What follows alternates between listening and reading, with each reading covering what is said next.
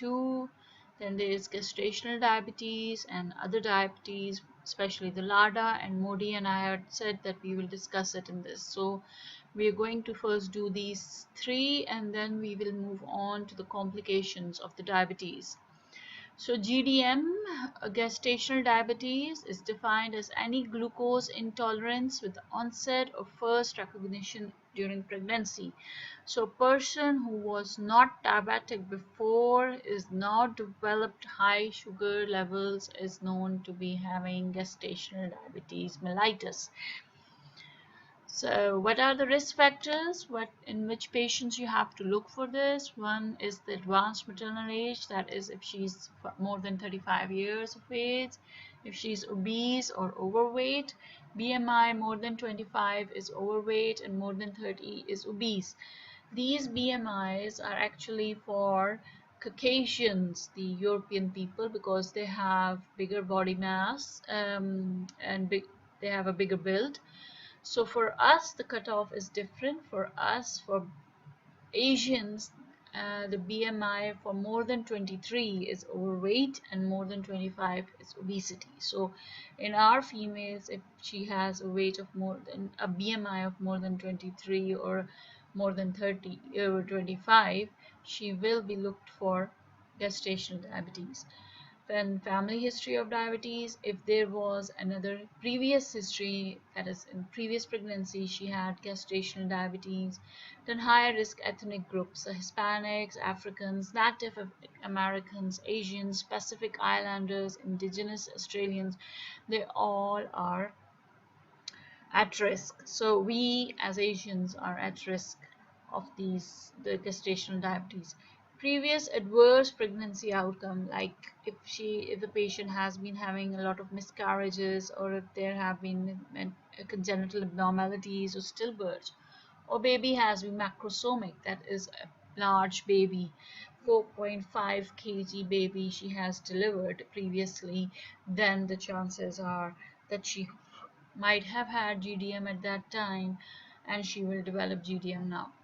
So there are several risk factors: environmental risk factors, the socioeconomic risk factors, and the individual risk factors, which play a very important role in development of GDM. And in this GDM, then these all risk factors along with the GDM can lead to the complications, several complications. The short-term complication maternal is preeclampsia and eclampsia. So she can develop hypertension, she can have proteinuria, fits, all because of this GDM. Uncontrolled diabetes during pregnancy, or to the baby, it can be macrosomic, large size baby, or it may be a large for gestational age, may result in shoulder dystocia. This happens when the baby is being during delivery. Large babies, they have the shoulders, they get displaced because of that. The baby can have higher body fat. Delivery can become very difficult. Patients have very prolonged labor. They may require cesarean births. They can be in need of surgical. Which can lead to surgical complications, ending up with longer hospital stay. Mothers can have hemorrhages. The postpartum hemorrhage chances increases, and then there can be infections. Long-term complications to both mother and the child is of type 2 diabetes. These mothers in turn are more prone to develop diabetes. These children are more prone to develop diabetes when they grow up. There is risk of cardiovascular disease, metabolic syndrome, and obesity. So what happens in gestational diabetes? If there is high blood glucose levels, the extra glucose will go to baby and will cause an increased weight of the baby, resulting in macrosomic babies. How to screen and diagnose? It's a practical problem in diagnosing diabetes, GDM. Comparison of diagnostic criteria of GDM with a 75. Several organizations have propose several different criterias. So that's why it is a practical problem in diagnosing GDM. So the WHO does not go for fasting levels. They've just formed a 2 hour of more than 140. They will consider a patient. If you go for WHO, you just need 2 hour levels, while in UK they are considering fasting and 2 hour, but the fasting is very high of 126, and this can miss some of the GDM patients. The ATA, the American Diabetic Association, which we are usually following, wants a fasting level of 95 and 1 hour of 180 and a 2 hour of 155. Any two values, ATA says, can be used. Any two values, if R is raised, means the patient has diabetes, GDM, sorry, the patient has GDM. IADPSG is a working group for these for the female, pregnant female, and with GDM, and they say that the fasting sugar should be, if is more than 92, at 1 hour if more than 180, and 2 hour is more than 155, and if any one of these values is raised, then this means that patient has GDM. So they have a much strict criteria if we look at the fasting of these patients. In these patients, center to center difference occurs in GDM frequency and relative diagnostic importance of fasting 1 hour and 2 hour glucose level. This may impact the strategies which are used for the diagnosis of GDM. So this might lead to if we follow IADPSG, we might be taking larger number of the female patients, while if we follow NICE, we might be missing a lot of patients who have GDM. So it's a dilemma what to use. We are in Pakistan, we are following the ADA, the American Diabetic Association, criteria for diagnosing, screening and diagnosing. When to screen these patients, that is again a dilemma. It's if the patients have these risk factors. If these have these risk factors, what is suggested is that the first screening should be done at the very first visit, which should be at 6 weeks of pregnancy. But whenever the patient comes, just do the screening test, and the screening test can be just like that for diabetes, that is a fasting level or a 2 hour sugar 2 hour postprandial sugar levels, that can be used for the for screening of these patients. Otherwise, if the sugar levels are normal at that time, then at 16 weeks we need to do the test. At 16 weeks this test needs to be done. Again, second test, whether it should be done at 16 weeks or at 24 weeks, is also a controversy. So ADA recommends now to be done at 16 weeks. The cornerstone of the management of diabetes in pregnancy or gestational diabetes is self-monitoring of blood glucose more than 3 to 4 times. Usually 7 times a day they need to do the monitoring. So pre-lunch and pre-dinner, post-lunch and post-dinner, and once when they are going to bed. So it makes around 7 times they need to do it. It should be effectively utilized for insulin. So this can be used. These patients are usually put on insulin, and that's why this helps in controlling the levels. So how the management of GDM should be done? MNT is medical nutrition therapy and exercise. The first line is MNT or exercise in these patients. So the fasting plasma glucose, it depends on the glucose levels. If the fasting glucose levels are more than within 92 to 125, then we can go for the medical nutrition therapy in all the trimesters. But if the levels are more than, the fasting plasma glucose level is more than 125, or 2-hour parenteral glucose level is more than 200, we cannot wait for MNT or exercise. We have to jump in and start the treatment as early in these patients, irrespective of the trimester they are in. So oral anti-hyperglycemic drugs, they can be prescribed. Initially they were not advised, but now we can give them. They are considered safe. They are in category B. Metformin can cross placenta. Glyburide is the other one. These are the only two drugs, oral anti-hyperglycemic drugs, which can be given to these patients. No other non-insulin anti-hyperglycemic agents are considered safe during pregnancy. So metformin and glyburide may be insufficient to maintain normal glycemia at all times, particularly during postprandial period. Long-term safety of these agents during pregnancy is still unknown.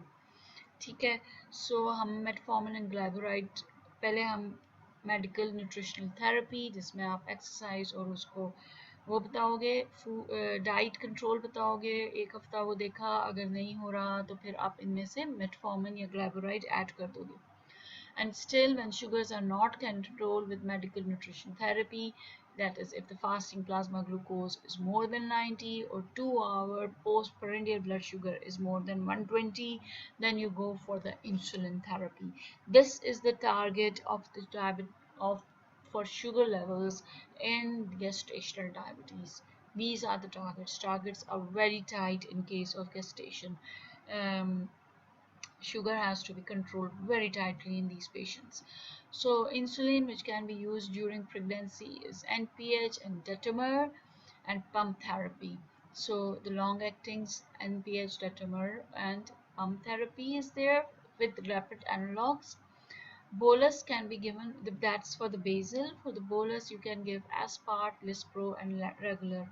Glulicine and inhaled and other newer forms, degludec, these are not they are not recommended at the moment. There are no studies in pregnancy done yet, so it's either it is either NPH or it's the regular insulin. So after coming to GDM, we can move on to LADA. The latent autoimmune diabetes in adult is a form of type 1 diabetes which is diagnosed in individuals who are older than the usual age of onset of type 1 diabetes. Alternate term that have been used for LADA is late onset autoimmune diabetes of adulthood or slow onset type 1 diabetes, and sometimes it is also called type 1.5 diabetes. Often patients with LADA are mistakenly thought to have type 2 based on their age and at the time of the diagnosis. So LADA is someone who has type 1 diabetes but is presenting later in life and is being confused with type 2 diabetes. So it's a non-insulin requiring diabetic patients at diagnosis. Okay? They don't require insulin at the diagnosis. Their age is between 35 to 60. They have a strong family history of type 1 diabetes. They will be lean. That is very important to know. Type 2 diabetics are usually fat and have insulin resistance. These are thin, lean people. And then you'll do the anti-GAD antibodies. So when you do anti-GAD antibodies, and they will be positive, and diagnosis of LADA is confirmed. You can also do it by doing the C-peptide levels. So like in type 1, C-peptide levels are suppressed or are low. In case of LADA, they will be low as well. Then HLA-DR typing can be done, and other autoimmune antibodies like thyroid antibodies or cytoplasmic antibodies, insulin antibodies, they can also be done in these patients. And anti-GAD is considered diagnostic usually in these patients. And there is definite risk of progression towards insulin dependency in LADA. These patients within months will go on requiring the insulin therapy. So the primary features which differentiate LADA from type 2 or type 1 is that age at onset. LADA is usually at the age of 30. Type 1 is in children, type 2 is in adults. Presence of insulin resistance, there will not be insulin resistance is type 1. Type 2 patients usually have insulin resistance, while in LADA it may be or may not, but usually not because they're usually lean. Insulin requirement in type 1, you will start them at insulin at the onset of the disease, while in type 2 it will take years and years before patients require insulin, while ADA greater than 6 months but less than 6 years. So within 6 years, between 6 months to 6 years, the patients with LADA will need insulin. Presence of autoantibodies, yes, in type 1 diabetics and in LADA autoantibodies are present but not present in type 2 diabetes. Insulin levels in type 1 are undetectable or extremely low. In LADA they are low, but it's very high in type 2 diabetes because of the insulin resistance. So now coming up to MODY. MODY is maturity onset diabetes of the young. So it's a monogenic form of diabetes with an autosomal dominant mode of inheritance. It is mutation in one of these several transcription factors or the enzyme glucokinase responsible for the release of insulin from the beta cells that leads to MODY. There are different types of MODY. Originally, diagnosis of MODY was based on presence of non-ketotic hyperglycemia in adolescents or young adults in conjunction with a family history of diabetes. However, genetic testing has shown that MODY can occur at any age and that family history of diabetes is not always obvious. These are different types of MODY: 1, 2, 3, 5. And these are the genes which are mutated. The most common is this one, the MODY3, which is responsive to sulfonylureas. Important thing about MODY is most of the MODY patients, they respond to sulfonylurea. Sulfonylurea helps in the release of the insulin. So there's insufficient insulin release, which sulfonylurea can help with. Only one with the MODY 1 is the one in which patients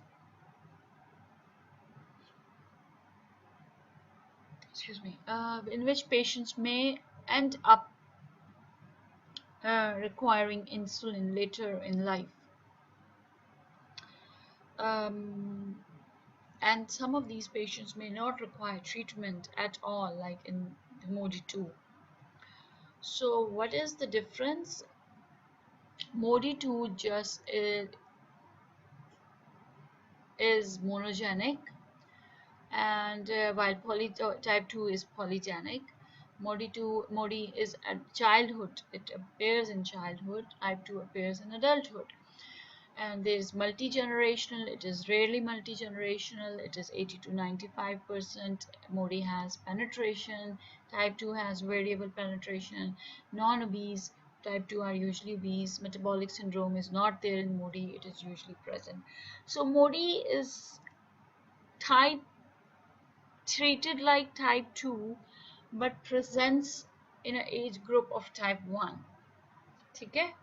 So that's what the difference between MODY and LADA is, that MODY is multi-generational, LADA is not, because it's an autoimmune disease, and MODY is a genetic disease. Pancreatic antibodies are present in LADA but not present in MODY because it's not, again, because LADA is an autoimmune disease. So as there is no destruction of the gland in case of MODY, it's because of the ineffective release of the insulin. So C-peptide is present in MODY, while LADA is because of the destruction of the gland, so it is not detectable. So like type 1, more like type 1, more like type 2, occurring at earlier age, occurring at the later age. So that's just the age groups have been switched. Renal and genital tract malformations can be present in MODY. It is not present in LADA. They do not have autoimmune diseases, the MODY patients, but LADA patients can have autoimmune diseases. Actually, DR3 and DR4 haplotypes are present in several percent of the cases, in over half of the cases. So this can or cannot be present. Okay? So thing to remember is MODY is something similar to type 2, treated like type 2, but occurring in adult agehood. Okay? LADA, something like type 1, but it is occurring at a later age. So MODY occurring at a children's age and LADA occurring at adult age. Treated like type 1, it requires, that means it requires insulin, and MODY, it doesn't require insulin. In sulfonylurea is the only treatment which helps in these patients. Okay, we're done with the special types of diabetes. Now coming to the topic, which is complication of diabetes. So we have two main type of complications: acute complications and chronic complications. Important acute complications are diabetic ketoacidosis, hyperglycemic hyperosmolar state, and hypoglycemia. And there are two phenomena which also are taking, which are considered acute, which can lead to acute complication of hyperglycemia, is the Somoga effect and the Dawn effect. I will talk about them the next. And chronic, we have microvascular or macrovascular diseases. In microvascular, we have retinopathy, nephropathy, and neuropathy, while macrovascular is atherosclerosis, myocardial infarction, stroke, lower extremity gangrene. Diabetic foot ulcer and infections, we cannot forget them. These are very important complications of diabetes. So acute complication, I mentioned two phenomena, Dawn phenomena and Somogai phenomena, the two phenomena which can lead to these hypoglycemia and hyperglycemias. We have hypoglycemia, and an acute complication, needs to be treated, much more dangerous than the other complications if not treated immediately. Diabetic ketoacidosis, hyperglycemia, hyperglycemic hyperosmolar syndrome, HHS. So let's go on. So Dawn phenomena and Somogai phenomena, these are phenomena usually associated with therapy. And the two things, what happens in both of these phenomena is that in the morning when you check the fasting sugars of these patients, both these patients, one from having Dawn phenomena and one having Somogai, will have high sugar levels. So what we need to do is we need to look at 3 a.m. sugar levels.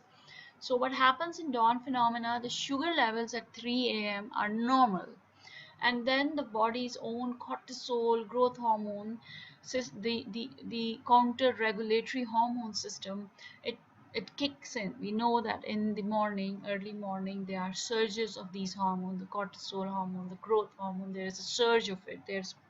These hormones give their peaks. So when they give their peaks, this normal sugar levels start rising. These are the hormones which are responsible for increased sugar levels. So when there is a rise in these hormones, there will be increase in the sugar levels, and patient will have hyperglycemia. On the other hand, patient who is having Somogai, when you will do a 3 a.m. sugar level, 3 to 4 a.m. sugar level, you will see that there was a dip in the blood glucose level. So patient was having a hypoglycemia at that time. And because of this hypoglycemia, reactive hyperglycemia is taking place in the body. So what you need to do here, so whenever a patient has having hyperglycemia, fasting hyperglycemia, you do this. What will this help you doing in management? It plays a very important role in management.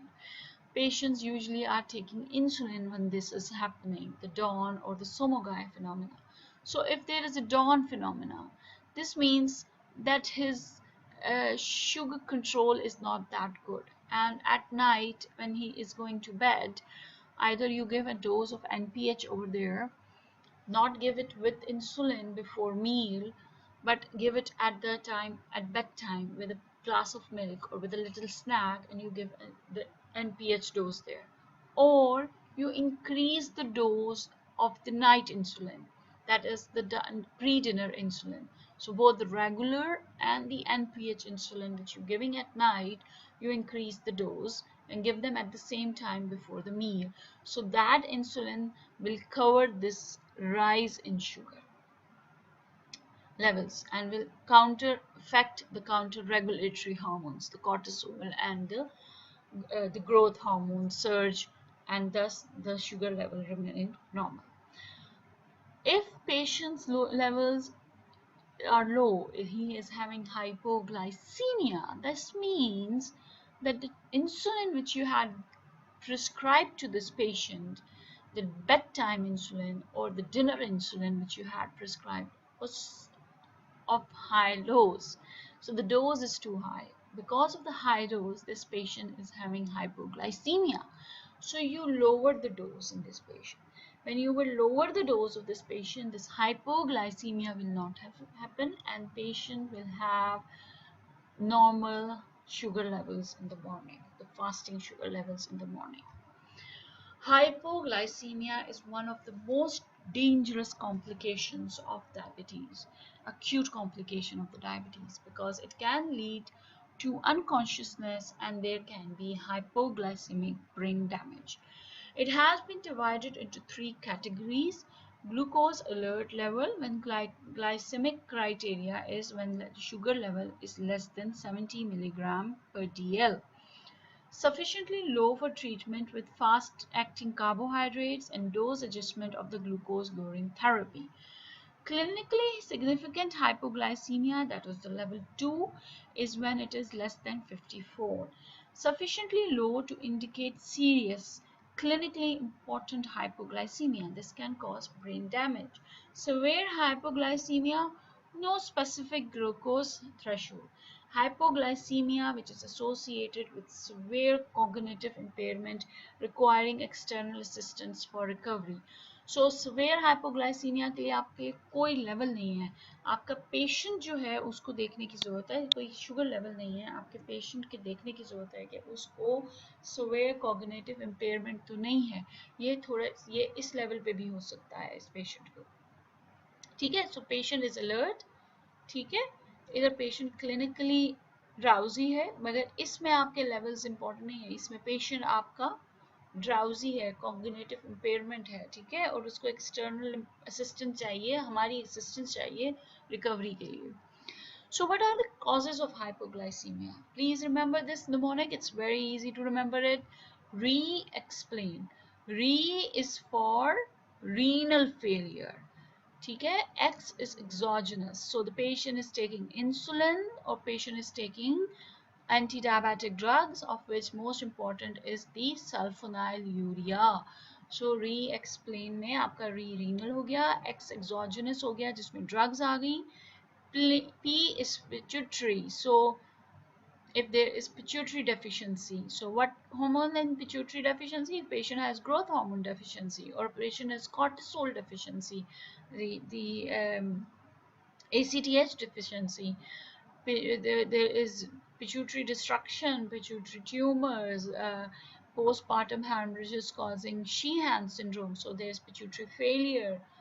So in all those conditions, their patients can have hypoglycemia. Liver failure, if liver is affected, so all the glycogenolysis and gluconeogenesis is taking place in liver. So if liver is destroyed because of chronic liver disease, because of in diabetic patients, because of non-alcoholic steatohepatitis can lead to cirrhosis of the liver. So liver failure is one of the reasons in these patients which can lead to hypoglycemia. If patient is alcoholic, he can have hypoglycemia. If there is infection, then patient can have hypoglycemia.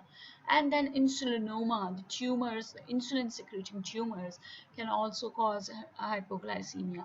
There are specific neoplasms which release insulin like growth factors, and these are neoplasm muscle, these are large muscle tumors, and these can cause hypoglycemia. So whenever a patient of